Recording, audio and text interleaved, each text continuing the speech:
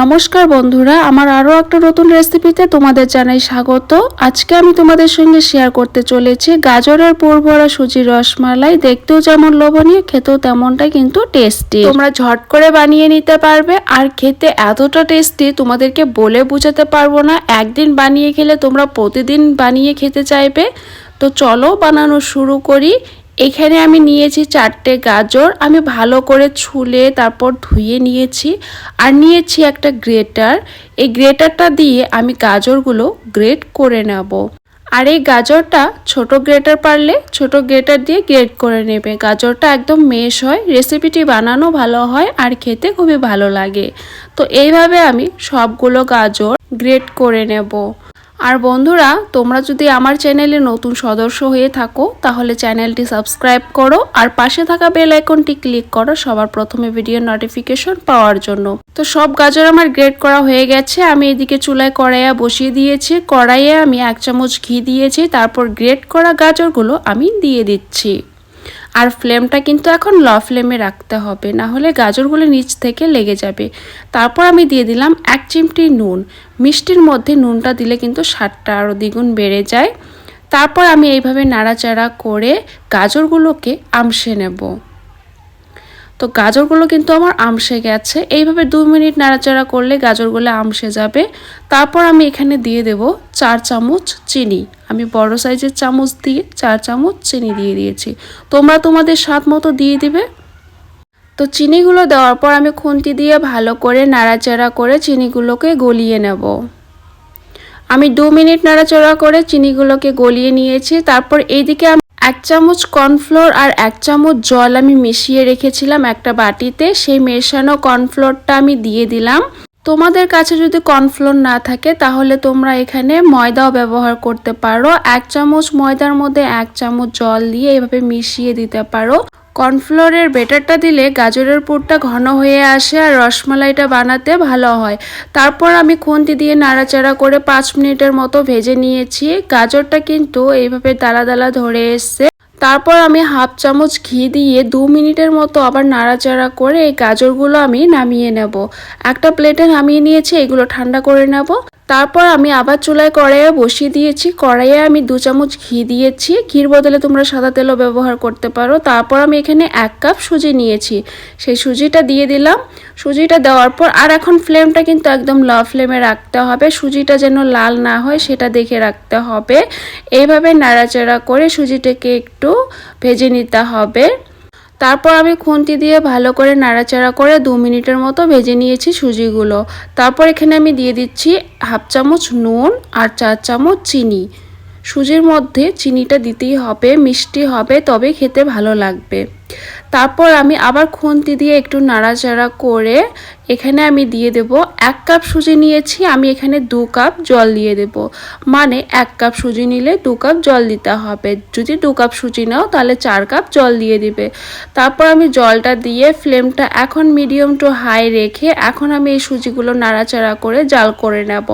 আর এইভাবে কিন্তু অনবরত নাড়াচাড়া করে জাল করে নিতে হবে। আর দেখে নিতে হবে সুজিতে যেন গোটা গোটা দানা না ধরে, তাহলে কিন্তু সুজির এই রসমালাইটা ভালো হবে না। তারপর আমি 5 মিনিট এইভাবে খুন্তি দিয়ে নাড়াচাড়া করে একটা ডো আকারে করে নিয়েছি। এখন আমি এই ডোটা নামিয়ে ঠান্ডা করে নিয়েছি। আর বেশি ঠান্ডা করা যাবে না, একটু গরম থাকতেই রসমালাইগুলো বানিয়ে নিতে হবে। তার আগে আমি হাতে কিন্তু ঘি লাগিয়ে নিয়েছি। ঘি লাগিয়ে নিয়ে এখন আমি এই ডোটাকে মেখে নিতে হবে। ডোটাকে মেখে নিলে সুজির রসমালাইগুলো বানানো ভালো হবে। তো আমি মেখে নিয়েছি। তারপর আমি হাতে কিছু পরিমাণ নিয়ে গোল গোল করে তারপর এইভাবে মাঝখানটা প্রেস করে নিচ্ছি। আর এইদিকে আমার গাজরের পুরটাও ঠান্ডা হয়ে গেছে। তারপর আমি হাতে কিছু পরিমাণ নিয়ে নিলাম। নিয়ে নেওয়ার পর হাতে এইভাবে গোল গোল করে নিচ্ছি। তো আমি কিভাবে রসমালাইটা বানাচ্ছি তোমরা দেখো, দেখলেই বুঝতে পারবে। ভিডিওটা স্কিপ করলে কিন্তু কিছুই বুঝতে পারবে না। তো আমি গাজরের পুরটা সুজির মাঝখানে দিয়ে দিলাম। এখন আমি মুখটা বন্ধ করে দেব। আমরা কুচুরি বা মোমো যেইভাবে বানাই সেরকম করেই আমরা মুখটা বন্ধ করে দেব। বন্ধ করে দেওয়ার পর এইভাবে গোল গোল করে আমার এই রসমালাইটা হয়ে গেল। তো তোমাদেরকে আরও একটা করে দেখাচ্ছি, তোমরা দেখো। বন্ধুরা, তোমরা কিন্তু ঘরে অবশ্যই ট্রাই করো এই পুরভরা সুজির রসমালাইটা। খুবই সহজ বানানো আর খেতে খুবই টেস্টি। তোমরা যদি ঘরে একদিন বানিয়ে খাও তাহলে কিন্তু রোজ বানাতে চাইবে। তো দেখো এই রসমালাইটাও আমি সেমভাবে করে নিচ্ছি। তো এইভাবে আমি সবগুলো রসমালাই বানিয়ে নেব। তো এই রসমালাইটাও আমার হয়ে গেছে।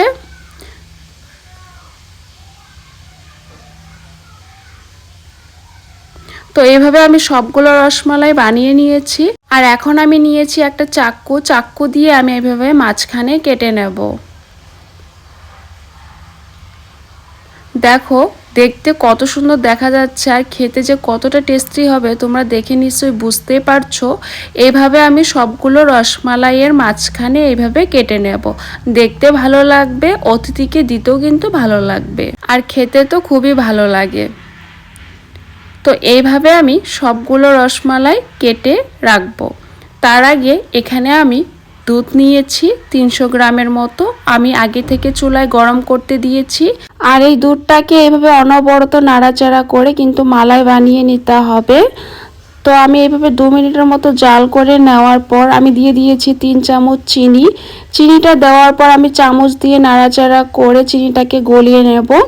আর এইদিকে আমি একটা বাটিতে 1 চামচ কর্নফ্লোর আর 1 চামচ জল আমি মিশিয়ে রেখেছিলাম, সেই ব্যাটারটা আমি দিয়ে দিলাম। তোমরা এখানে কিন্তু কর্নফ্লোরের বাদে ময়দাও দিতে পারো। তো দেওয়ার পর আমি দিয়ে দিলাম 2টো এলাচ। দেওয়ার পর আমি এখন মালাইটা বানিয়ে নেব। এভাবে অনবরত নাড়াচাড়া করে আমি 5 মিনিটের মতো জাল করে মালাইটা বানিয়ে নিয়েছি। দেখো আমার মালাইটা কিন্তু হয়ে গেছে। এখন আমি এই মালাইটা নামিয়ে নেব।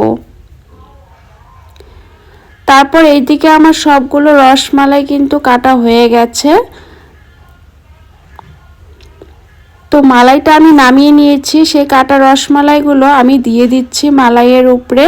আর আমি বাটিতে কিছুটা মালাই রেখেছি এক্সট্রা করে, এর উপরে দিয়ে দেব। খেতে ভালো লাগবে। তো তোমরা তো দেখলে কত সোজা বানানো, ঝট করে হয়ে যায়, দেখতেও কত সুন্দর দেখা যায় আর খেতেও খুবই টেস্টি। তো তোমরা কিন্তু ঘরে অবশ্যই ট্রাই করো, তোমাদের ঘরে বানানোর জন্য অনুরোধ রইল। আর আমি সাইডে রেখেছিলাম সেই দুধের মালাইটা এক্সট্রা করে, সেই দুধের মালাইটা আমি উপরে দিয়ে দিচ্ছি, খেতে আরো ভালো লাগবে। তো রেসিপিটি কেমন লাগলো কমেন্টে অবশ্যই জানিও। তো এরকম নতুন রেসিপি দেখার জন্য চ্যানেলটি সাবস্ক্রাইব করো। দেখা হচ্ছে অন্য কোনো রেসিপি নিয়ে। সবাই ভালো থেকো, সুস্থ থাকো।